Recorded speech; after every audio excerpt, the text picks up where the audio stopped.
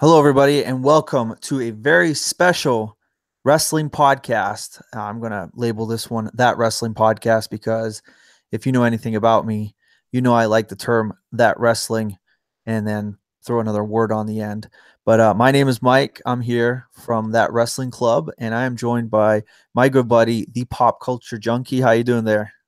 I'm doing fantastic, man. Thanks for having me on. Oh, absolutely. And this is kind of a little project that I've been trying to do for a little while now, and kind of talked about it. And I figured, you know what, with Backlash coming up, why not do a little podcast, see how it goes, kind of like a test podcast, and see if anybody is interested in listening, and maybe we can grow and do something more in the future. But I thought we would do this podcast, chat a little bit about last week in wrestling, maybe some news and rumors, and wrap it up with some backlash predictions. Sounds great to me. I got a lot to share about the current state of WWE. Yeah, you know what? I think a lot of people do, man. It's some people are saying it's the best it's ever been, and some people are saying not so much. So I'm definitely want to hear what your thoughts are. But what do you think of the greatest Royal Rumble? I gotta say it was very well done as far as the way they promoted it because they heavily hyped the heck out of this thing. It was ridiculous the amount of promos and video packages they played, even during the matches that were on Raw and SmackDown leading up to it.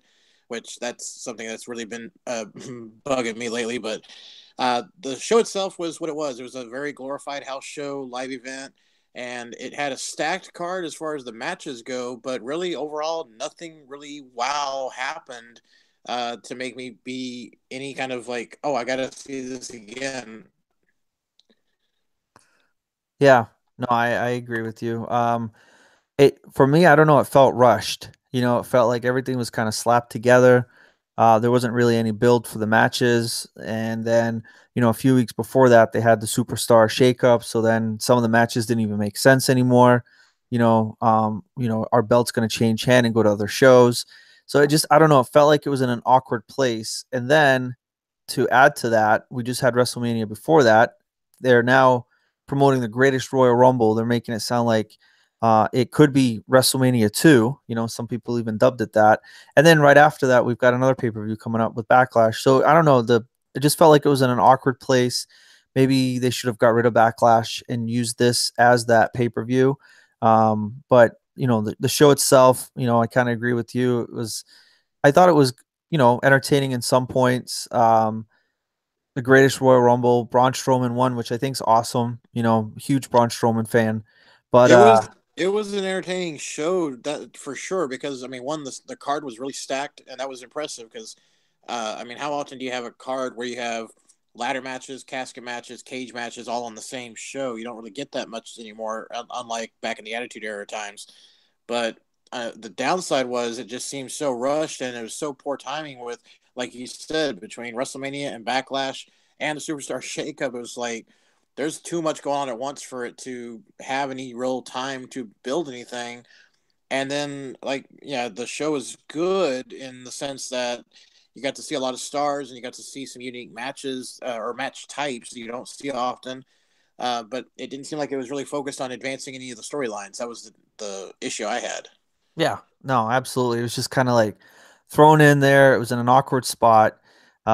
They could have done a better job planning it. Like I said, they could have maybe got rid of Backlash and built this event off of WrestleMania and what's the next step, and maybe had some Mhm. couple WrestleMania rematches, or other matches that maybe they had planned for WrestleMania that they couldn't do, and they could have used this platform with such a huge audience, huge stadium. It had the WrestleMania feel to it, and Mhm. I even think that it, being on a Friday at noon had, made it a little different for us because we're obviously used to having the pay per views at a certain time, every time. So I thought even the time of day was a little unique, and it kind of gave it that big event feel. But Mhm. because of the build, it just kind of, in my opinion, it kind of flopped as far as not obviously, again, what you're saying, it was entertaining, but build wise, it just felt awkward. Well, let me ask you. Okay, let's put aside the 50-man Royal Rumble match. Besides that, what would you say was your favorite match or most memorable match? Do you even have one from the show? Wow. I I'm gonna go out and say that well, obviously the AJ Shinsuke match was good, but I like the Roman Reigns Brock Lesnar one, man. Like I know a lot of people don't like Brock Lesnar. You know, they don't feel like he's a company guy. They feel like he's just in it for the money. Every match is the same, but I like Vince McMahon wants Brock Lesnar to be a special attraction. And Mm-hmm. I get that. And you know, there's not a whole lot of special attractions in wrestling. You know, a lot of the older guys can't wrestle anymore, the legends. So we have Brock Lesnar, and for me, every time Brock Lesnar's in the ring, I know it's going to be a brutal match, and that's what I think was delivered at the Greatest Royal Rumble. And then the ending, obviously, being a little up in the air was a little interesting. I think they didn't really plan it to happen that way, but they kind of ran with it. But I mean, I thought that was a pretty good match. What about you? I think because I'm just a big fan of ladder matches, the ladder match was the most entertaining for me, and it was just nice to see Samoa Joe, Miz, Balor, Rollins, all of them. Now it's hard to compare it to recent ladder matches because that Takeover ladder match right before Mania was just insane. Uh, but for what they gave them as far as the timing, and obviously they weren't going to do anything too, extreme or anywhere that somebody's going to get take the chance of getting too hurt because this is again more of a live show, house show kind of feel. But I thought that was entertaining. Yeah, no, the ladder match was awesome. And you know, anytime you put those guys in the ring together, they're always extremely entertaining. And I kind of wish that they did, you know, the universal title aspect of Brock Lesnar was taken from him and given to one of those guys, you know, Seth Rollins or Finn Mm-hmm. Balor, somebody that could really utilize the title more Yeah. and have it, you know, have more of a presence and include it in those kind of matches, you know. But Yeah. it's beneficial for the Intercontinental title as well, I guess, because the Universal is not in the picture, you know, and that Mm-hmm. title is very relevant now. Probably the most relevant it's been in a really long time. Absolutely. And the ending was nice because you didn't have the typical just one person still on the ladder pulls the belt down. It was Balor's right there, and then out of nowhere here comes Rollins springboarding onto the ladder. That was very cool. And then to just, fly past Balor up to the top to get to the belt. That was nice. I liked it. Yeah, no, that was really cool. Definitely a cool ending to the match. And Rollins is like a cat, man. He came out of nowhere, just Yeah. jumped onto that ladder and took the belt. So, I mean, overall, it was like I said, it was a good event. I just think that it was in an awkward place at an awkward time. So I hope that if they do something like that again, they learn from it and build up from it and do something, you know, really cool. Yeah. So are we ever gonna see that trophy or the green title belt that Braun Strowman won? I wonder. You know, again, that felt very last minute, man. Like I didn't even know there was a belt until the show was, Yeah, they you know, didn't announce it until at the show they showed yeah. it backstage and they said, "Oh, the winner's going to also get a belt." It's like, Oh when yeah, did this FYI, happen? there's a belt, you know, and it's a cool belt. And why not, you know, and they could have done something with this belt to make Yeah. it a new title for the show, not the greatest Royal Rumble belt, but you know, like kind of like a European title kind of Hmm. deal. Um, you know, they could have introduced a new title, and this could have been the way to do it, but instead they brought in this new belt that we'll probably never see again. And it was a cool looking belt, man. It was well. What I have heard, I believe this is true, is that WWE has signed some sort of contract with the people that set this up in Saudi Arabia, where they are supposedly going to come back for the next 10 years and do a show once a year there. So there's a possibility they may do this show every year from now on. So I'm like, okay, fine. If that's the case, then I want to see Strowman come out on Raw every week carrying that belt. He can still go for the Universal title, Intercontinental title, whatever. But at the same time, he can hold that belt, and then, hey, you know what? Next year, he could defend the title going into the 50-man Royal Rumble again, and see if he can, retain the title or something. But I think he needs some kind of title belt because he should have already been Universal Champion by now, anyways, with the way his popularity's grown and the fact that again people are not happy with Brock not being there every week, and Braun is so over. He needs a title belt to hold. So I think that's something they should have gone ahead and had him do this past week on Raw. He should have come out holding that belt. Yeah, and if they are going to continue doing those events, it'll make the belt mean something. The fact that it's on TV every time, build up the anticipation for next year's event. So when the Royal Rumble comes around, everybody's excited about the belt, and they've seen it on TV for the last year. Who's going to win this belt, and who's leaving with Mm. the championship? But um, Right, but we'll have to wait and it's kind of see. like the Andre the Giant Memorial Battle Royal, where the winner has the trophy at ringside for the first few weeks after Mania, and then usually by the end of summer, you don't see that trophy anymore. Yeah. Well, you remember what they did with the first one, right? How they had Yeah, they Hulk destroyed it. Hogan and the police escort, and then it was what after the WrestleMania, it was like the next night it got trashed or something like that. I Yeah. mean, it's like Uh, crapped all over that belt, that trophy. yeah. Well, what did you think about Raw this week? Raw was entertaining. It had some moments I liked. I had a couple of moments I really liked actually. Um, I'd say the storylines progressed a little bit. We got to see a couple of new storylines develop, and I'm happy with some of the things they're doing. They've got Elias and Rude. That was a good matchup, and I enjoyed it. And I'm hoping that'll lead into some kind of storyline between those two for a little bit. Because obviously Rude was injured and couldn't finish the match, so Elias declared himself the winner. I really enjoyed the Ruby Riot and Sasha Banks match. That was very good. Oh yeah, Yourself? yeah, those were cool matches. I'm not a huge fan of Sasha Banks though. I'm not gonna lie. Personally, no, I'm not a fan. No, but the thing that stood out to me, the match was decent. It was probably one of the better matches of the night. Uh, but one of my favorite moments in that match was I don't even know what they called it, but it just looks like a falling backwards cannonball that Ruby Riot did off the top rope onto Sasha, like a leap of faith backwards. It just was it looked very brutal and very trusting the way she had to just really do a flat back from the top rope. Yeah, no, I you know, not I get I'm not a huge fan of Sasha Banks, but I think that her and Ruby had an amazing match, probably one of the best matches on the show. Mm-hmm. Definitely a lot of good spots in the match, and that's the good thing about Sasha Banks is she can put on a really good match. She's definitely one of the best Mm-hmm. technical female wrestlers that they have. So that was definitely a highlight of the show. Right. Um, what'd you think of Rollins and Finn Balor? I liked it. I don't like the fact that we had to have another. That I didn't like the fact that Balor had to lose another match. Um, I know this is the kind of the way things are nowadays. I grew up, of course, watching wrestling throughout the mid '80s to '90s, and I really appreciated it more on like Superstars and Wrestling Challenge, and later on early years of Monday Night Raw, where you'd have a established star like Shawn Michaels or Hacksaw Jim Duggan, whoever, come out to do a match, and they just destroy a jobber in like 2 minutes. And I think that's something that a lot of these superstars nowadays need, because you have so much of this 50-50 booking where everyone wins a match, they lose the match, win a match, lose a match. It's nobody gets a chance to have any real momentum.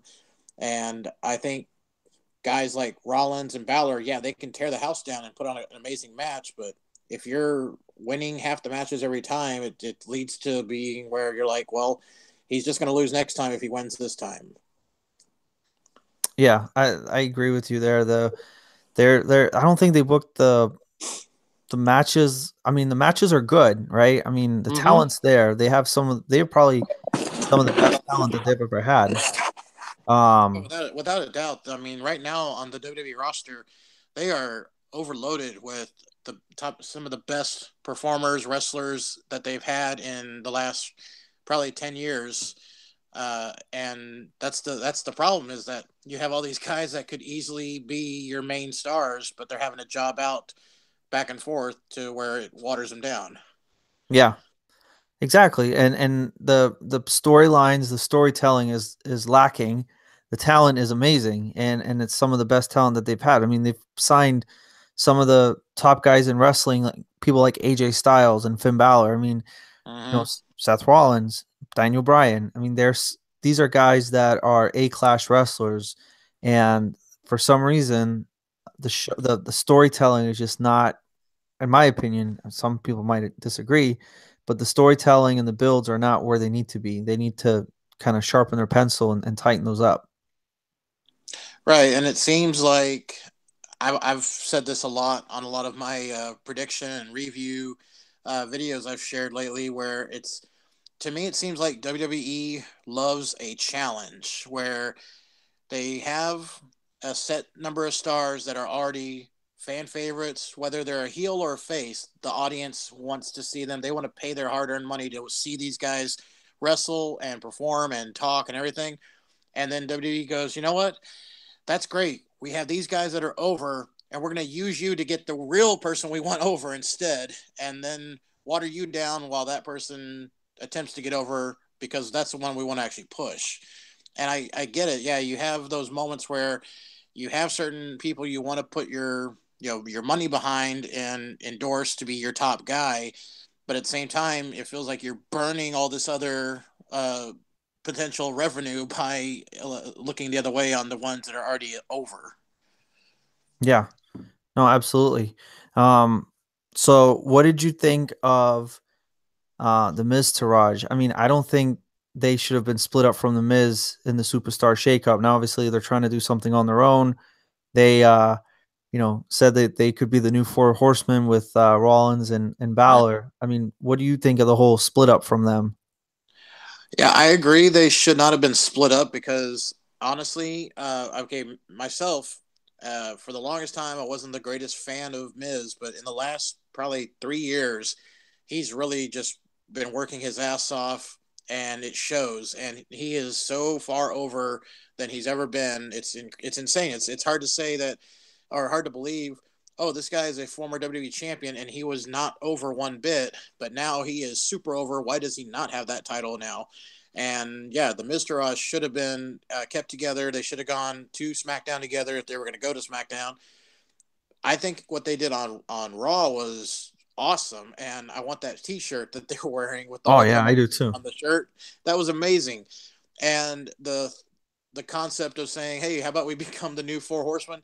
Why not do that? Okay, even if it's not Rollins and Finn, get two other people out there. Maybe partner. You know what? Partner them up with the show with Ziggler and McIntyre, and have them rename that. I'm not sure about that name that they gave each other, but put them together with Ziggler and McIntyre if they need two other guys to be their cronies or whatever. Because say what you will, but Bo Dallas and Axel, they've got talent. They can wrestle and they are very funny on the mic. Yeah, and that's kind of hard to come by. And then there's certain wrestlers that WWE seems to be pushing, and kind of wants them to be the next big thing, and they're just not. They don't have, in my opinion, a good wrestler is not just the wrestler, but obviously cutting a promo and having a good entrance. And there's different elements that come into it and makes them kind of who they are.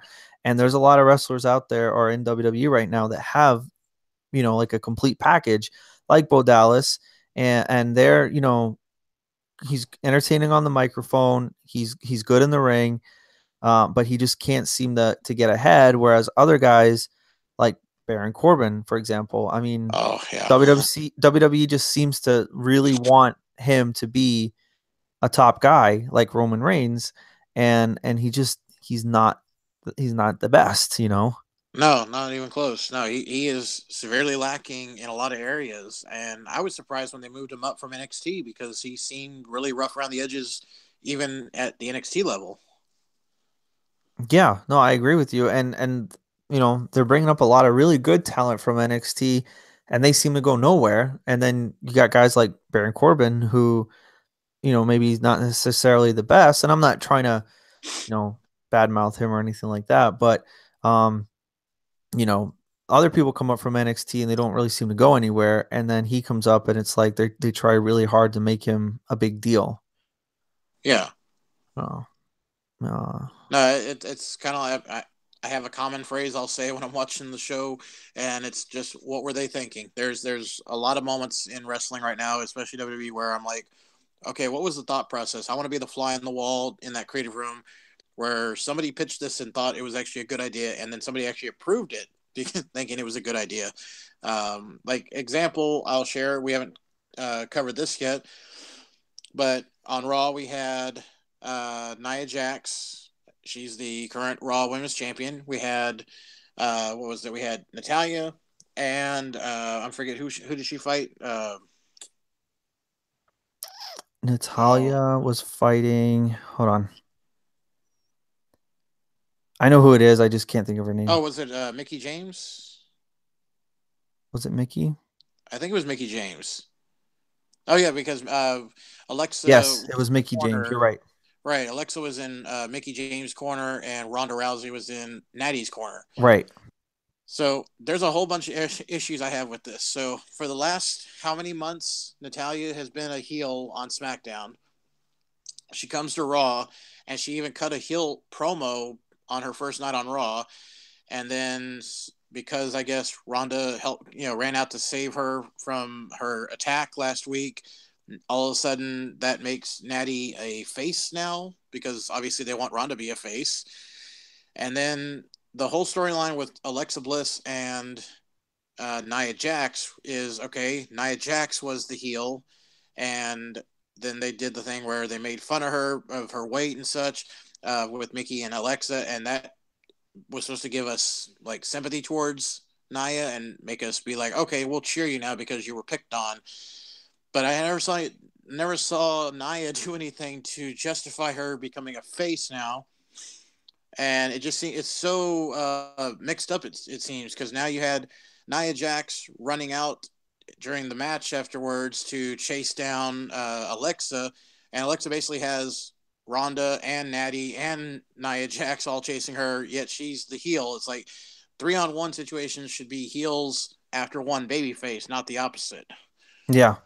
Yeah, the whole dynamic, it's like they kind of want it to go this way, but they're not sure how they're going to get it to go this way, and they're trying to find their bearings with that. I mean, obviously, Natalia and Ronda Rousey's probably going to be. My assumption is going to be her next match. Ronda Rousey's next match is going to be with Natalia at some point. I don't know when that's going to be, and maybe I'm wrong. Maybe she'll have another match beforehand and build up to something at SummerSlam, but um, yeah, there's not really a great transition between Mm-hmm. Natalia going from heel to face, and then like you said, and I just don't think I mean, I think I'm happy Nia Jax won the belt, and I think she deserves it, but it's so hard to imagine Alexa being the heel when, and she's picking on Nia Jax when clearly Nia Jax is a lot bigger than she is. And I don't know, just that part, like it seems like it should be flipped around a little bit because of the size difference. But yeah, I mean it's a Yeah. little backwards in some areas. Yeah, it seems like that. And the thing is I agree. Yeah, Nia Jax, I think, yeah, she did deserve to win the title. I think she deserves to have a long reign as a women's champion, without a doubt. The problem is you have Alexa Bliss, and it's not a bad problem. It's a good problem, but it's that she's so good as a heel. I can't see her going as a face anymore. She has become such a great heel worker that it's like you still have two heels going at it versus a heel face scenario. So I think that's the biggest obstacle they've had, and I think they could have gotten to where they are now with Nia Jax as champ, but the road they took was just a very bizarre one. Yeah, I agree with you. I mean, I'm glad they've kind of ended up where they're at, and I'm very interested to see what's going to happen at Backlash since there's the rematch. Mm-hmm. We'll probably find out then if they're going to give Nia Jax a strong title run, or if it's kind of you know, a few weeks and then back to Alexa Bliss. But yeah, I'm glad it's here, and I hope that they keep the belt on her for a little longer because, like I said, I think she deserves it. Right. So we also had a 6-man tag match. We had Reigns, Strowman, and Lashley versus Mahal, Owens, and Zayn. Um, this one was kind of funny because obviously Mahal, Owens, and Zayn are supposed to be the heels, but because Owens and Zayn are from Canada, they were very over. And then of course Roman almost got he did get booed out of the building. I thought that was a funny reaction. It was almost like the night after WrestleMania, that whole opening segment with him. Yeah. First of all, also keep in mind Jinder Mahal is also from Canada. He's He also is. yeah. They don't remember that ever. Of course, they want to push him as from another country. But anyways, uh, the other thing they quickly glossed over. They didn't even pay any attention to it. It seemed like, or if they did, I did not catch it on the commentary. But you have Roman Reigns teaming up with the man who tried to kill him multiple Yeah. times during their feud, Braun Strowman. It's like, do you not remember how many times these guys like flipped Mack trucks on top of each other, knocked each other through, ambulance doors and flipped ambulances and all these attempted murder attempts that they did? It's like, let's just forget about that. Braun's got a lot of cheering on his side right now, so we're going to use that to make Roman, look good, right? And it was like obvious. It was so obvious where the team was going to win was going to be Braun Strowman's team, but that way you could be like, oh look, Roman won a match because he was on Braun Strowman's team, but even though Strowman got the pin. Yeah, that whole thing. I've heard a few people say that too. That they thought it was funny that Roman Reigns and Braun Strowman are now like buddies and they're partnering up against each other. But it wasn't that long ago where their feud was pretty crazy, and some of the things that they did. It's almost like the WWE goes from like pay-per-view to pay-per-view, and anything that happened before the pay-per-view never existed. The history is just not really there in some areas. And then after the next pay-per-view, they kind of start from scratch, because they seem to forget a lot of things that they've done. And I can understand maybe 10, 15 years ago, but when it was just a few months ago when this was happening, you'd think that um, it again doesn't seem like it's placed very well. But Well, like, okay, the way you brought that up, okay, you watched that Andre the Giant special on HBO, didn't you? oh yeah. Okay. I don't remember which person it was that talked about it, but they mentioned the build up leading into WrestleMania 3, saying how, okay, here is the undefeated Andre for the first time ever is going to fight Hulk Hogan. Mm-hmm. Yet they mentioned, well, of course, that was kind of a lie because Hogan and Andre had multiple matches around the Right. world, different, times. And he'd even slammed Andre before. It wasn't the first time he did it either. But back then, they didn't have social media, the internet, nothing like that. So they could get away with that for the most part and make it seem like that is the truth they're telling us. But nowadays, it's like as soon as it happens, it's in everywhere. So there's no fool on anybody. They kind of, again, are stuck with that old school mindset and they kind of need to move it up a little bit because they need to realize that we can remember everything. There's casual fans, hardcore fans, whatever. But if you want to figure out if something was happening just 6 weeks ago on Raw, you can find it out in 2 seconds. So Yeah, and I think that the wrestling fans, there's some like very serious wrestling fans. There's like the casual fan, and then there's the fan that never misses a beat. And those fans, they remember everything that happened. Sometimes people say things. I'm like, oh yeah, that's right, that happened, or you know. But they are so glued to the storylines, and they follow everything, and they hold WWE to it. And when something like this happens, they're quick to call it out. And some people might be like, hey, it's a show, just let it go, don't worry about it. And then there's other mhm. people out there that are thinking, well, if you're trying to perceive this as a real show, we all know it's fake, but if you're trying to make it look real, then I got to believe it's real. And by you know forgetting little tidbits of information and things that just happened a few months ago, it's kind of hard for me to follow along and consider it serious when clearly you don't. Right. um so it is interesting. You know, they maybe could have put somebody else in that match instead of Strowman, and then of course that led to now we have this backlash match, which is Braun and Lashley versus Owen and Zayn, which just based off of Monday Night Raw. Now all of a sudden we have this match again, not really with any build. So it's kind of just like a filler match at this point. But Yeah, yeah. I just honestly, I think, I mean, I know they have to have they had to have Braun Strowman on the show on Raw because that's one of their number one draws right now. So they need to have him on there. But I feel after the Greatest Royal Rumble, I think he should not have even been on Raw. He should have just waited until next week after Backlash, make his return, and then make an impact of some sort. Uh, yeah, I just it again helps to water down the characters when you overexpose them and you're mixing them up in matches and situations that it doesn't make sense sometimes. Yeah. What is your opinion of Roman Reigns? I know that he's kind of one of the guys that everybody's kind of got an opinion about. What's your take on him? I think Roman Reigns had a lot of potential at one point, and I think he could still turn things around. He had a lot of potential right after the Shield broke up, where he could have made a solid name for himself as a singles competitor. I think the biggest problems is uh, I've never seen him be able to deliver a solid promo that I could not obviously see was heavily scripted.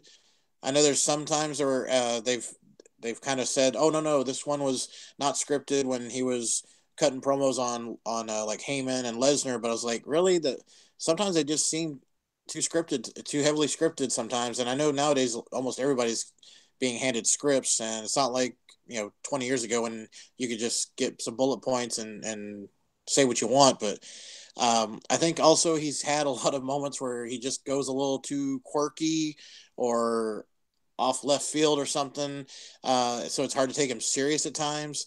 I know there's been issues where his matches haven't been well received unless he was in the ring with somebody, say like Dana Bryan or AJ Styles, and in that case it's like, well, it's like saying I had a bad match against Shawn Michaels. Like, no, you didn't. Nobody has a bad match against Shawn Michaels. He can dance with a broom. Okay, it's you're going in there with somebody like that. You're going to have a good match. But I think again his biggest thing that they have not wanted to do yet, which I think they need to, is again they need to turn him heel. Um, of all the times he gets booed out of arenas, turn that around to a positive, because look at John Cena. John Cena, of course, we never had the heel turn after he was a heel when he first started, of course, but we never have had that heel turn. Everyone always says he should have done that. But in a lot of ways, he has shown moments of that where he'll be in the ring. John Cena, I'm talking about, he'll be in the ring cutting promos, and the crowd is just tearing into him, but he'll find some way to turn them around every time. And Roman, unfortunately, has not been able to find that connection to the crowd. I don't know if it's a lack of charisma, lack of confidence, what, but I think that's one of the things that's hurt him the most, is not being able to take a negative audience and flip them onto his side in the middle of a promo, like obviously like Cena could. Yeah. I think like I don't know. I wonder if they took away the restrictions on Roman Reigns as far as scripts go. I wonder if they just kind of told him, "Hey, go out there, talk about Backlash, talk about your match with Samoa Joe, talk about Brock Lesnar, and you got 10 minutes, or something like that." How Mm-hmm. would he do? I think some of his promos leading up to WrestleMania, they felt very real when they were talking about, Brock Lesnar not showing up, and he was supposed to be here, but he's not here. So, he's a coward, and he doesn't care about the business. And I think some of those promos got very real. And I thought that was cool, and it's a good direction for him. I'm sure they were scripted too, but I just wonder if he kind of took more of that real approach and not the, like what you're saying, like some of the gimmicky stuff that he says. Sometimes it kind of makes him hard to take serious. I wonder if he just cut all that crap out and just kind of was himself. If he would do better at getting over with the fans. And it just seems like he's always trying, or they're always pushing him so hard. And I don't know if it's just me that feels that way, but it seems like a lot of people do, that he's kind of being forced onto us. And that in a way kind of makes you not want to accept him, kind of resent him a little bit. And it's not really his fault if that's what's happening, but No, it's you just know, the mentality. It's just like it's like when you're a kid and your parents are forcing rules on you, and you're like, no, I'm gonna rebel. It's like, if you're forcing this, if you're saying you have to like this wrestler, no, I don't have to like who you want me to like, and it's because, again, you look at there's people that didn't grow up at the same time period that you did or I did watching wrestling, and I grew up early, like, what was it? Hulkamania was the biggest thing in the world when I was like 8 years old, and then when I was 18 years old, the Austin era began and was insane.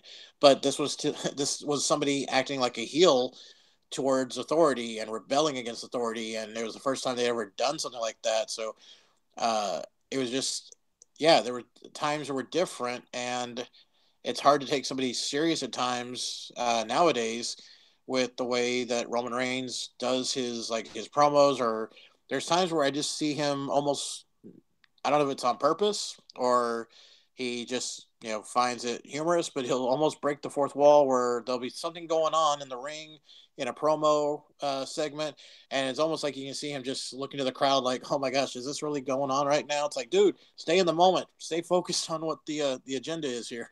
Yeah. Yeah, I mean, I like him. I think I respect him. I know he works really hard. I know everybody there does.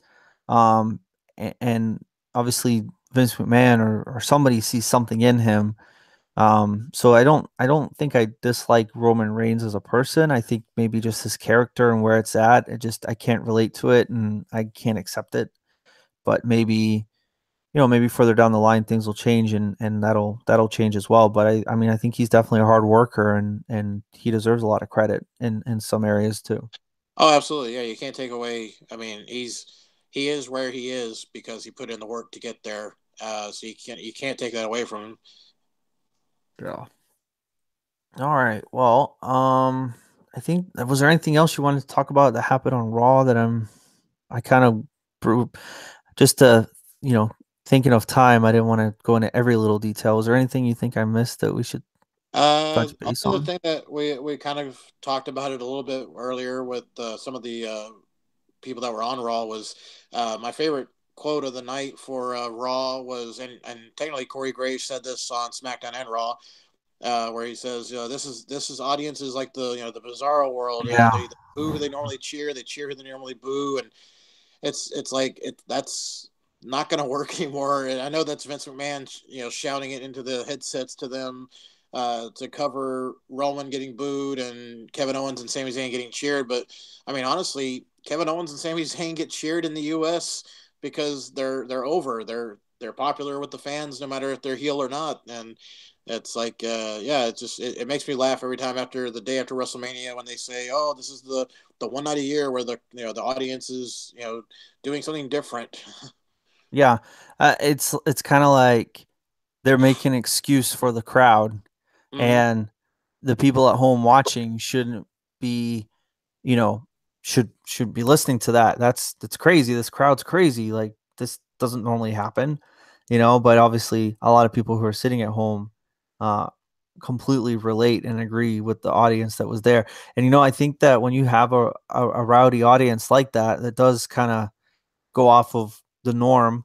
Um it makes the show a lot more entertaining. I mean, if you look at some of the old Attitude Era shows, Monday Night Raw and whatnot, the crowd was alive from start to finish, and there were signs everywhere, and there were energy in the crowd, and it just for me watching it makes the show a lot more entertaining. And then when Stone Cold comes out, everybody would lose their mind, everybody would go crazy, and now like sometimes people come out and there's not even a reaction, and the crowd just seems so dead. And so when I see a crowd like the crowd in Canada the other night, and they're rowdy and they're cheering and they're chanting stuff, it for me it makes the show a little bit better, and I'm glad they do that. I just hate that WWE seems to try to make an excuse for them. Don't listen to them. This is a rowdy crowd. They're gonna boo who they normally cheer and cheer who they normally boo, and it's just shut up. Yeah, You know? totally. And it's something that's been happening for years now. So it's like, why even bring it up? You're drawing more attention to it by bringing it up. Yeah. Uh, you go back to WrestleMania 18 in Toronto when we had the Icon versus Icon, Hulk Hogan versus The Rock. And I remember going insane because I'm like, oh my gosh, I'm going to see Hollywood Hogan return to WWE. He's going to have a match at WrestleMania, not since WrestleMania 9. And I've always been a fan of Hulk Hogan's from when I was a kid, and I wanted him to beat The Rock. I wanted him to win. And when the audience, whenever The Rock's music hit and they booed him, I was like, wait a minute, y'all are booing The Rock? Why? I thought he was the fan favorite, and Hollywood Hogan and them just ran over. They slammed a Matt truck into an ambulance that The Rock was inside just a Yeah. few weeks ago. And then when Hollywood Hogan's music hits, he gets cheered like the loudest pop of the night. Right, And and that was the NWO was brought in to be the poison that was gonna kill the WWF at the time, and they yeah, were the clear heels, and then, yeah, I mean, at the end of the day, the crowd's gonna cheer whoever they want, and they're gonna boo whoever they want, and, I still think that match, should have been Austin versus Hogan, but, yeah, it's still a classic no matter what. yeah. But that's where it goes back into the thing of where, hey, you know what? Let's Stone Cold's podcast. I remember how uh, they did the Stone Cold podcast after Raw a few times a couple years ago, and they mentioned how Vince says, "Oh, Vince listens to the audience. I listen to the audience." Like, okay, Yeah. show us because we're cheering A, B, and C, but you're trying to push G and H down our throats, and we don't want that. Yeah, and if I mean, I feel like if I were calling the shots over there, I would play the audience against themselves and manipulate them and tease them, maybe tease a Roman heel turn just to mess with everybody and do something a little different.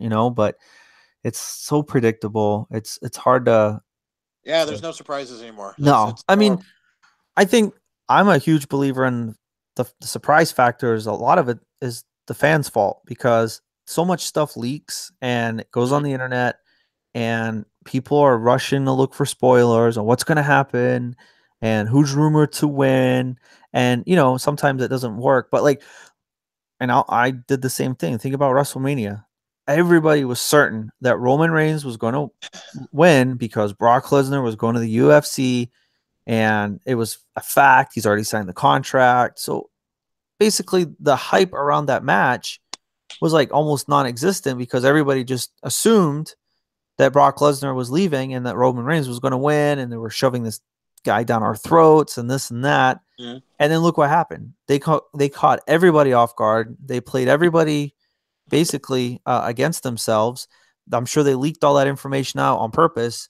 And in the end, we had a shocking moment. And Yep. it's hard for them, to keep that kind of stuff a secret because you go in and a week before the show, all the matches are already predicted on who's going to win and everybody's the spoilers are coming out and stuff like that, and it's just hard to have a surprising moment anymore. Even when like the Royal Rumble rolls around, you get online. I try to stay off the internet on days like that, but then you'll hear about who's at the arena. Oh, so and so has been spotted at the arena.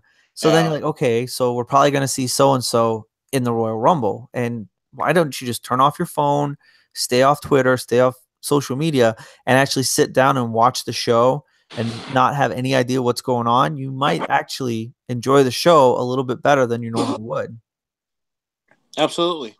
So I think part of that, I mean, obviously part of it's their fault because they do make a lot of this so predictable, but at the same time, I think we're kind of at our own blame there as well. Because if I go try not to look at the spoilers and stuff because I do want to be surprised. I do want to to have that moment that I wasn't expecting. And in the Yeah. '90s, you didn't have to worry about that because the internet was just coming to be. So Yeah. stuff like that didn't really leak out unless it was on Nitro and it was Yeah. spoiled by the guys over there. So, but yeah, I get where you're coming from. All right, let's move over to SmackDown. Come touch on a couple things there. Okay. Um, Opened up the show with Miz TV. We had Jeff Hardy, Randy Orton, and Shelton Benjamin. What did you think of that segment? I enjoyed it because of the Miz. He carried that whole segment. Jeff Hardy has never been, the greatest on the mic, and that's fine because he does enough with his actions. But the Miz, he definitely carried that whole segment. I hope we'll get more from Benjamin. He is to me one of the more underrated talents that they had earlier in his career, back whenever they had like Team Angle with Kurt Angle and Charlie Haas. I was a huge fan of the World's Greatest Tag Team whenever they were tag team partners. But I'm hoping maybe we'll finally get a good push for Benjamin. It's crazy to think it's 2018 and we're talking about Jeff Hardy and Benjamin over the U.S. title when that was 10 years ago they were doing that. Yeah. Yeah, no, that is funny. I'm Yeah. not gonna lie, I didn't catch a lot of SmackDown, so you're probably gonna have to carry me on this segments. Um, so that led to the Jeff Hardy, Randy Orton versus Shelton Benjamin and the Miz match, which I know Jeff Hardy and Randy Orton won that one, and then Randy hit the RKO out of nowhere on Jeff to end the match, Right. or And the not end the match, match but the match was over. yeah, But afterwards, obviously hyping up their match at Backlash, which is yeah. Jeff Hardy versus Randy Orton. Yeah, I mean the tag team match was good. It had four people in there that can all go, so it was a very good match. I kind of saw the ending happening. I mean, after they won the match, I was just waiting, like, okay, any minute now they're gonna have Orton do an RKO to Hardy because, of course, he can't be trusted. He's got to be, at any moment he can strike, kind of thing, is what he was saying in the promo. So, kind of saw it coming, but I'm hoping we're gonna title retain at Backlash for Hardy. I hope he has a longer reign than just a couple weeks. But you're not a huge fan of Randy Orton, right? I've never been a big fan of his in general. Just never cared for his himself. When he debuted, I just was like, okay, what is your character? What kind of character are you playing? What is your demeanor? What is your story? What's your story? And to this day, I've never really seen what his character is supposed to be. Uh, I thought he had an opportunity a couple times to actually branch out and do something with his character. And I've heard rumors, I've heard stories from people that have met him, from people that have worked with him, and just all in all, it seems like if I don't have to do any more than what I have to do, I'm not going to do it. Is kind of the demeanor I've been told. I've never met the man myself in person, but that's just the vibe that I've gotten from people that have like associated with him. Uh, like his character right now, like he is just he's just Randy Orton, which is his real name. But I really don't know what his character is. I always kind of thought ever since they started calling him the Viper, I was like, is that just a spin on they're trying to make him like the next Stone Cold, where they would call Stone Cold the Rattlesnake, where literally Stone Cold would strike at any moment and drop you with a stunner. But you're comparing apples and oranges because Orton is nowhere near the caliber of Stone Cold, of course. But yeah, I never understood what his character was and didn't see any kind of charisma to make it otherwise. Yeah. Yeah, I get what they're trying to do with him. I mean, the whole Legend Killer thing was cool when they did that back in the day, and how he was beating up all the different legends and stuff. And but they got this Viper, like sleek, like you never know where he's gonna attack, and he can't be trusted, like what you're saying. But his character is very flat. I don't get overly excited when I see Randy Orton. Even when he had his match with Brock Lesnar. Again, I like Brock Lesnar matches. I think they're Mm-hmm. cool. I think, usually when a Brock Lesnar match is being advertised, you're going to see something, something rough around the edges and something a little bit out of the norm compared to some of the other matches. It's a very rough match. But his match with Randy at SummerSlam, I wasn't even really excited about that one. Um, so I kind of get where you're coming from on that. I mean, I haven't heard any stories about how he is in the locker room or Mm-hmm. kind of his, how ambitious he is or that kind of thing. I mean, but he's also been around for a really long time and he's done a lot of things. So maybe at Mm-hmm. this point he's just coasting to, ride out his Yeah. career. At this point, he doesn't really have to accomplish anything else, which, could be part of the reason why he doesn't really seem aggressive trying to get new Sure. things. But Yeah. oh, I don't know. He's kind of one of those guys. I'm cool with him, and I could do without him too if need be. Yeah. Um, but Randy Orton, Jeff Hardy, that's going to be at Backlash. I know that there was a segment with Big Cass and Daniel Bryan. Obviously, they're saying Daniel Bryan. they're saying he has some sort of chest infection after his match at the Greatest Royal Rumble, or he was in the Greatest Royal Rumble, so he wasn't at SmackDown. But then I heard somewhere that he did a dark match, right? Did you hear that? No, I didn't check up on that. I didn't hear about a dark match. I think that he had a match after SmackDown, that was a dark match. But Okay. anyways, he wasn't on the actual show, and then they had Big Cass with the little person. Yeah. Did you watch that segment? Yeah, and I had to say I was pleasantly surprised that Big Cass did not talk like a robot this time. He Yeah. actually talked a little normal. It was unique because all this time with Enzo, he was just like, "Hello, I'm here." It's like, dude, talk. We know you can talk. We see you on Total Divas. We see you in NXT. You can talk. But he just he sounded so robotic. It was nice to see him cut a real promo and to speak that way. And yeah, it was cool. It was a funny segment with the little person dressed up as Dan Bryan. I mean, for somebody like me, it's not the first time they've done something like that. They did that, numerous times in the past, but I haven't done it in a while now. So I was fine with the little segment they did to intimidate and to make it look like Big Cass is a real threat for fighting Daniel. But yeah, I enjoyed it. Yeah. Um, I always think it's weird when they do the little people. I know it seems to.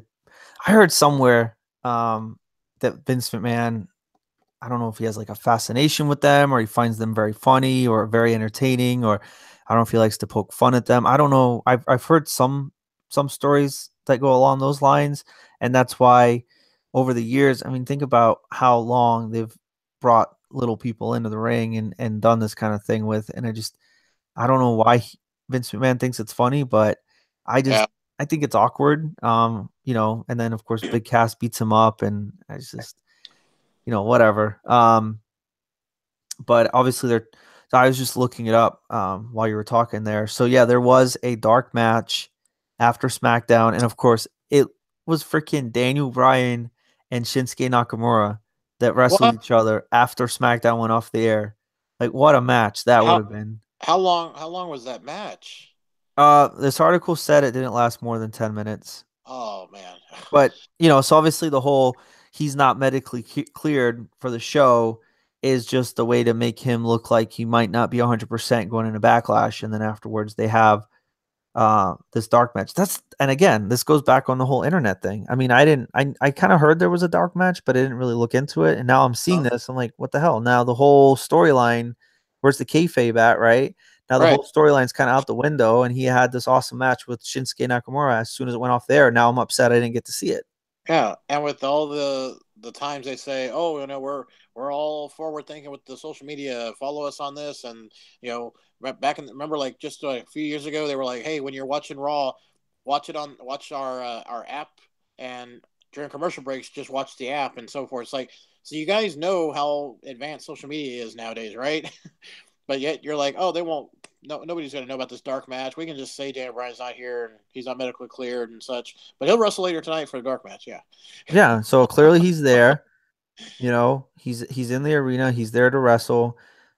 Obviously, he's is cleared by the WWE medics, or he yeah, wouldn't have had that dark match. Why even have that dark match? Why even put him there? Like Backlash is this Sunday. Why not skip Daniel Bryan altogether on Tuesday and have somebody else wrestle that match? You know what I mean? There's a million other people that could have wrestled Shinsuke after yeah. Raw or SmackDown went off the air, and they had to go with Daniel Bryan after he's in a storyline that he's not medically cleared. I just Yeah, it's like either just have him come out and be a part of that sketch with Big Cass and do something there, or yeah, just scratch it all together and put someone else in that position. yeah, mind I don't get it. Yeah. Um, and what do you so Shinsuke Nakamura and AJ Styles, man, I don't know. Like the whole low blow thing just seems to be like out of control, out of control. And everybody's asking why isn't AJ Styles, you know, why is he not wearing a cup at this point? Like you kind of have everybody knows it's coming, right? And it just I don't know. I don't know what they're trying to do with this. I just don't think it's going over very well. I don't either. I mean, it's like it reminds me just a few years ago, whenever after Undertaker lost to Lesnar, and then they had the rematches over like SummerSlam and a couple other shows, and it was like Undertaker started delivering low blows, and I'm like, wait, Undertaker's a face. Why is he doing low blows to Lesnar?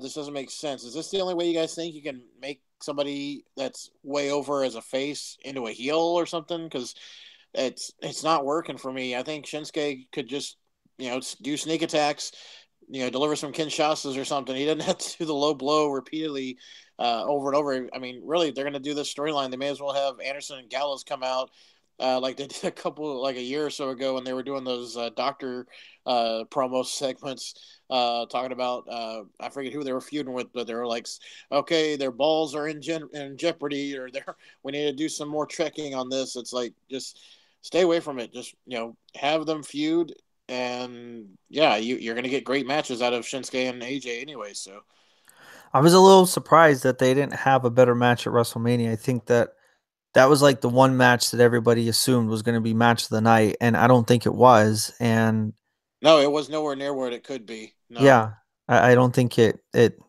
delivered, and I don't know why. I don't know if they got caught up in the moment of it being WrestleMania or what restrictions they were given, but I think that they probably could have put on a much better match. So I'm hoping that the one at Backlash is pretty good. Me too. I mean, I was disappointed with the Greatest Royal Rumble match as well. I was like, well, hopefully they make it up for what they didn't get to do at Mania. But Mania, I don't know if it was time constraints, even though it's like an 8-hour show. How do you not have enough time to do your match? But I don't know what like you said, what restraints they had. But yeah, they could easily have a 5-star match any night of the week if they've given the freedom to do so. They'll have like match of the year, and it'll be a dark match. Uh, And it'll end by a disqualification with a low blow. yeah, exactly. So we had Xavier Woods versus Sheamus. I don't know if there's much to talk about there. Um, Not much. There was the promo pack there, the back and forth segment in the back before that led up to that match where you had the New Day and the Bar, and their once again pancakes came into play, and yeah, I guess that's so strange. yeah, all you got to do is just throw their pancakes around, and you're like, oh, we're in a feud, okay, and the awkward part, of course, was I don't know if it was supposed to be baby oil or syrup, but Big E is like rubbing something on his chest the entire time while they're cutting promos on each other back and forth, and Big E was just standing there just oiling himself up or rubbing syrup on him or something. I don't know, a little awkward. Yeah, and then Yeah, but SmackDown well, real finished. quick, since you brought up the New Day and the Bar, interesting thing to point out is on Backlash we have no tag title matches. Yeah, that's very strange that there's no. The only tag team match on the card is a thrown together match from Raw of Bobby Lashley and Strowman against Owens and Zayn. Yeah, well, we also, I mean, this is what, Wednesday when we're Yeah. recording this, so I wouldn't be surprised if tomorrow or, Friday we get a tweet from WWE saying, "Oh, this match has just been added," because they're good at doing that. I mean, the Mm. Braun Lashley match with Owens and Zayn, that was announced via Twitter, right? That wasn't announced on the show. Yeah, I don't think it was on. They didn't announce it during the show. Yeah. So who knows? They're probably like finalizing their timeline for the show and like, oh, we have an extra 10 minutes. Let's see what match we can throw in here. Mm. Um, and then we had the tag team match to end the show. Charlotte, Becky, Asuka versus Carmella, Billy Kay, and Peyton Royce. What do you think of that one? I enjoyed it, and I mean Charlotte is incredible. The moves she put on in that match were great. That moonsault, I'm like gasping for air because I'm always afraid she's gonna land it wrong. But Charlotte's just unbelievably talented. Carmella, I like that she's getting a chance to be women's champ, and I think that she has put in the work to get that run. The screaming during the match, I guess that's her way of getting some heat. Maybe it's the annoying heel heat that she's going for. So I'm not exactly sure how long she'll be champion. Um, I have to say I'm really a big fan of the dynamics. Wait, is that is it the duo? What's their name? The duo icon. Oh, The Iconics. There we The go. Iconics, yeah. Yeah, the Iconics. I'm a fan of them. I really like the way they came on to SmackDown. I like the promo they cut and how they cost Charlotte the title. That was really good.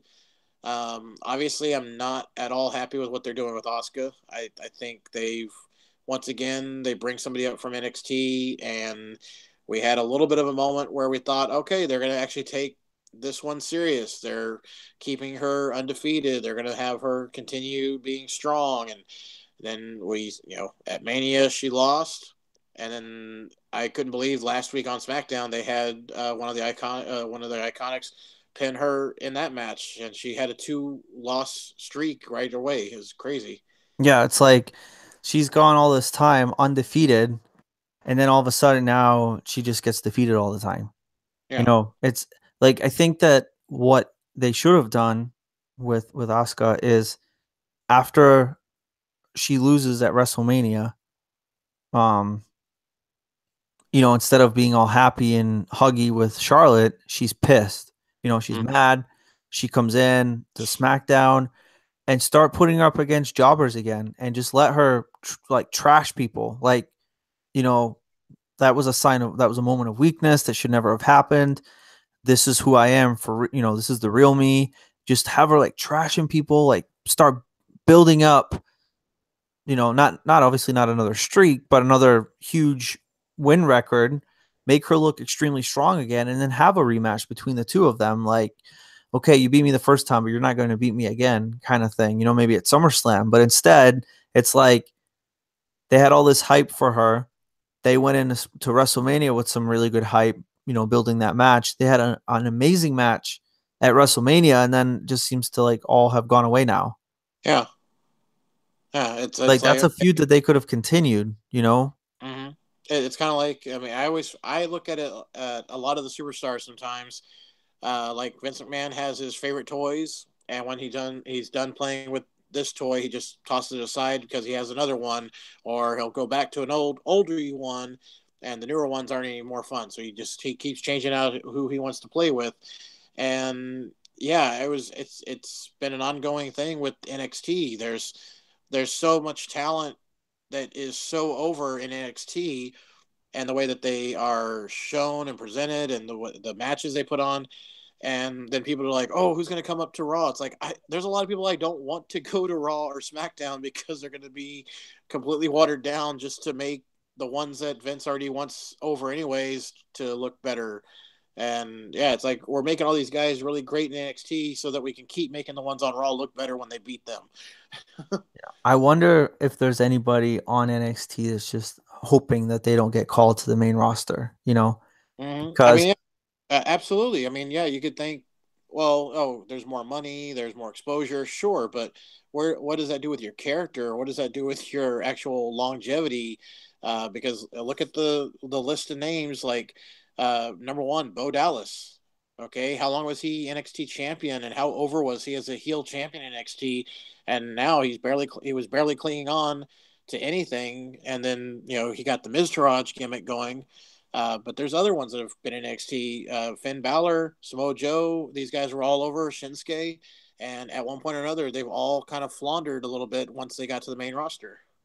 well, I suppose if you look at it, right? I mean, you look at all the top guys in WWE right now, and the top female performers, they're all NXT at one point.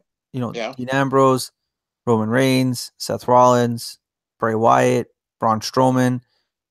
Um, they obviously they come in from the NXT roster and they kind of have to build their way up. So the top guys of WWE today are former top guys of NXT at this point a few years ago now.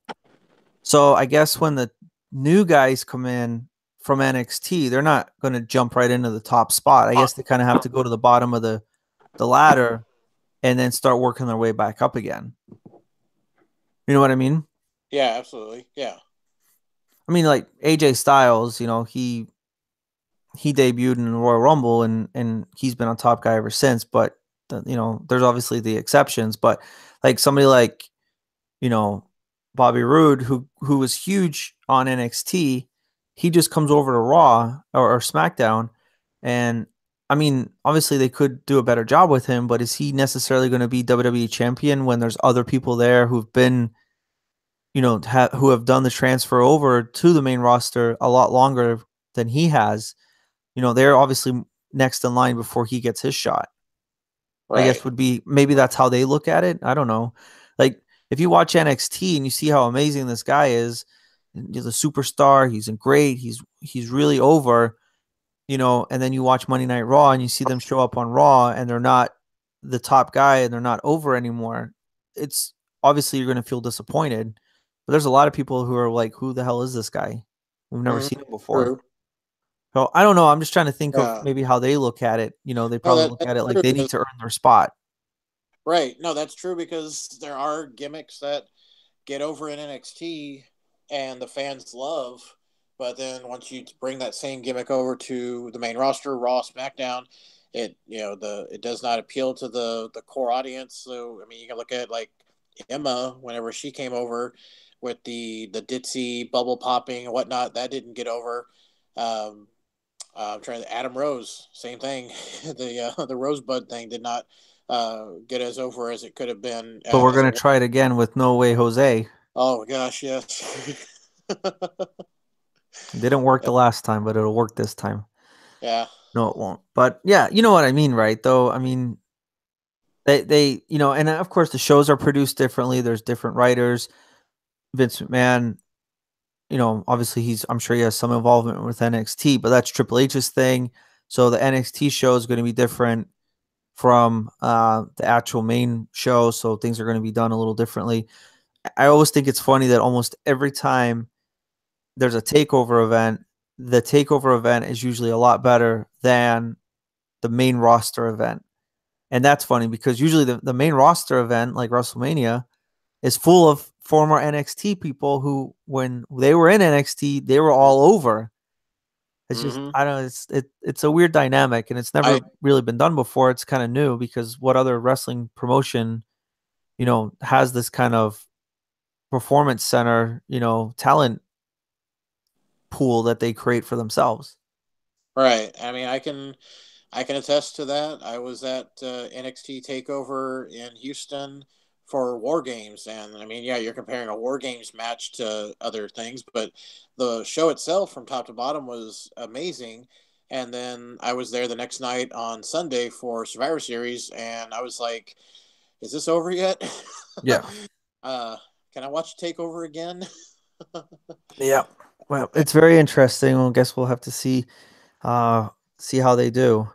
But all right, let's jump into these backlash predictions. We're Okay. starting to eat up a lot of time here and I don't want to keep it going too long. So I created a score sheet that I sent you. I know you have a copy of it there. I'll probably tweet this out, share it so that if anybody wants to use this during backlash to play along, they can. I'm just going to run down the matches. They're not really in any particular order. And then, of course, there's some bonus questions on the right side. You can go ahead and put a guess in there. The bottom, we have some announce tables and then some additional bonus questions at the bottom. So if you can guess the right answers there, that'll help you get more points. And then at the end, we'll see who has the most points and who is the backlash prediction champion. So who And do the you winner gets have? $5 million, right? That was Yeah, the exactly. all right. Of Vince McMahon's money. The check is in the mail. All right. Yeah. All right. So let's start with Daniel Bryan versus Big Cass. Who do you think is going to take this one? It's Big Cass's first match coming back from injury, but I don't see Daniel Bryan losing. I'm going to go with Daniel Bryan, and I think it's going to be by submission with a yes lock. Okay. I'm going to go with Daniel Bryan as well. I'll say pin Okay. for the win. How many yes kicks do you think we're going to see? Mm, Just throw a I'm gonna, number out. I'm gonna go with 6. All right. I'll do 8. Is there going to be any interference in the match? No, I don't think any interference. No. Okay. I don't think so either. All right. Second match I have listed is Nia Jax, who is the Raw Women's Champion, versus Alexa Bliss. Who do you think is going to win this one? I'm actually going to go with Alexa Bliss by pinfall. Okay. I'm gonna stick with Naya. Hopefully that doesn't come back to hurt me later. Um, I'll put pin, and there's probably going to be interference, or at I'm least gonna I say, think there will be. yeah, I'm gonna say Mickey James is gonna come into play. Yeah. All right. Next one I got is Roman Reigns versus Samoa Joe. Well, obviously, I would like to say Samoa Joe, but I have a feeling it's going to be Roman Reigns. So I'm going to go with I'll go with the sure pick of Roman Reigns. Yeah, I think so too. And I think it's going to be a pin. Yep, same here. How many Superman punches? I'm gonna say four. All right, I'll have five. Any weapons used? No, it's not a DQ match. I mean, well, when you say weapons, is that something like a steel chair, or talking about steel Yeah. Do you think steps? they're, while the ref's not looking, kind of thing, or No, I don't. I know. I'm gonna say no weapons. yeah, me too. All Yeah. right. All right. Carmella versus Charlotte for the SmackDown Women's Championship. This one honestly could go either way, and that's why I think it's going to actually come down to probably a. I think it's going to come down to a disqualification or a double disqualification. So you're gonna do NA? I'm going to say in a that it's going to be either one of them's going to get disqualified or they're both going to get disqualified. All right. I'm gonna say my guess is Charlotte's gonna win. Okay. Yep. Submission. Will the figure eight be applied? I'm gonna put yes. And I'm sure it'll be then applied at some point. Yeah. yeah, at some point in the match. And then outside interference. That's where I think it's going to come down to the double disqualification. I think the Iconics and then probably Asuka and Becky Lynch are all going to interfere on either side, and that's what's going to lead to the DQ. Yeah, I think there'll be some sort of interference. I don't know who it'll be though.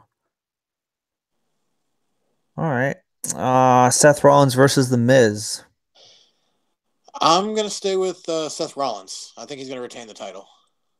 Yeah, I think so too. I would love for The Miz to win, but that would mean the Intercontinental Championship would be on SmackDown, or would Miz go back to Raw? I don't know.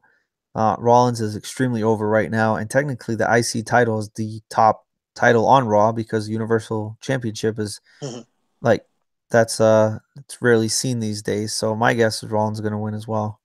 Yeah. I'm gonna go with pin. Yeah, I'm going to go with I'm thinking curb stomp pin. Yeah, I'm gonna put yes for interference. I'm going to say yes. Yeah, I'll say yes for that too. And no, I'm not. I don't think any weapons will be used. Not me either. Mm-mm. All right. Jeff Hardy versus Randy Orton for the U.S. Championship. I'm going with Jeff Hardy. Pinfall. Yeah, I got Hardy too. Will it be a clean win? I don't think it's going to be a clean win. I think there will be. I want to say there's going to be some interference. I mean, Shelton Benjamin's probably going to make an appearance. I'm going to put that it is a clean win with no weapons used. I mean, Yeah, weapons used doesn't necessarily mean that it leads to the pin. It could be anywhere in the match. right. I'm going to say it's not going to be a clean pin, and then no weapons. Okay. Uh, Braun and Lashley versus Owens and Zayn. I would love for Owens and Zayn to win this, but I don't think it's going to happen. Yeah, I agree with you. I think it's going to be a pin. I mean, honestly, with how they push the big guy, Braun and Lashley, would not surprise me if they both hit their finishers at the same time and double pin them. Yeah, that one's gonna be. I mean, I could be wrong, but it seems very predictable. I'm gonna go with the pin to end the match. And will someone go through the barricade? I went with yes. Yes, I can see that. Weapon used, I put no. All right. AJ Styles versus Shinsuke Nakamura. I'm so hard. I think this is their third match. I'm kind of leaning towards Shinsuke on this one. Yeah, this really could go either way. It's the third match in like 3 weeks or something like that. uh, but I'm gonna go. I'm gonna say AJ Styles, but I'm gonna say calf crusher submission. All right. I got Shinsuke with a pin, and I'm gonna say two low blows, and Say one low blow. it's a no DQ match, so definitely weapons will be used. Yeah, they better be. All right. So there's our predictions for Backlash. Oh, we still As of got right the now, maybe matches will be added later. I don't know, but as of right now, these are the matches, and this is what we got. yeah. All right, let's do the bonus questions at the bottom. Will someone be put through a table? If so, which one? Uh, Um, I'm gonna say English table. okay. Yeah, I'm just gonna say English table. So if you say no tables, you still get the 7 points. Okay. So I don't know if a table is going to be broken or not. I'm going to say the Spanish table. Okay. I think somebody is going through the Spanish announce table. All right, got a couple more questions here at the bottom. Which match will run the longest? I'm gonna say Rollins and Miz.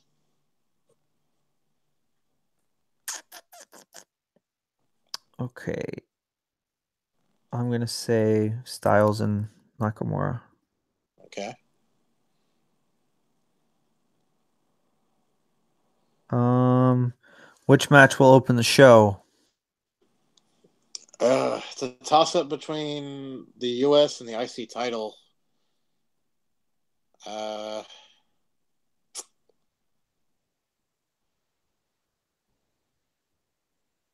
I'm gonna say the IC title. That's what I wrote down.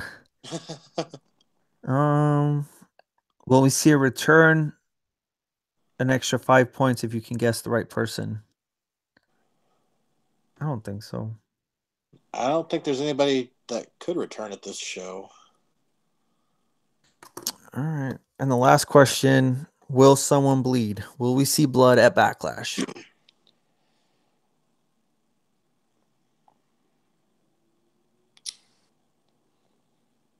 I'm gonna say no. Yeah, I don't think so either. Even though it's a no DQ match for the main title, there could be an accidental bleed, but I'm still gonna say no. All right. Well, if there's an accidental bleed, that still counts. Right, right. If someone, that's okay. All right. So there you have it. Our special edition podcast. We talked about pretty much everything related to wrestling this week, and we gave our backlash predictions. So, Pop Culture Junkie, do you want to go ahead and plug your YouTube channel, your Twitter, all that other fun stuff? Absolutely. You can follow me on YouTube. Pop Culture Junkie is the channel. You can check out all my subscription box unboxings, my wrestling reviews, my Mystery Mini Monday weekly episodes, and so many more things that I review and talk about on the channel. If you are watching any of the WWE Network shows, pay reviews especially, you can follow me on Twitter at Pop Culture Junk 2. I'm always live tweeting during every WWF pay review and takeover show and so forth. So you can always see what exactly I'm thinking on everything that's happening right then and there. You can also check out my channel for all my other social media things for Facebook and Instagram. And yeah, so check me out there. Awesome. Yes. If you haven't seen a Pop Culture Junkie unboxing video, go check him out. He doesn't show his face, so kind of a mystery man, which kind of plays into the whole mystery box thing as well. But so very cool. Check him out. I'm just really Thank you shy. guys for listening. What's that? I'm just really shy. Oh yeah, he's a shy guy. Thank you guys for listening. Hope you guys enjoy the show. Let us know what you thought. Let us know if we should keep doing these shows. Maybe change it up a little bit. Create some specific segments. Obviously, I'll tweet out the backlash prediction scorecard that we use. So if you guys want to play along, you can. And then we'll find out Sunday night who won out of myself and the Pop Culture Junkie. Excellent. All right. Well, you take care. Hey man, thanks so much for inviting me on. I had a blast doing this. It was great. Yeah, absolutely. Thanks for coming on. Anytime.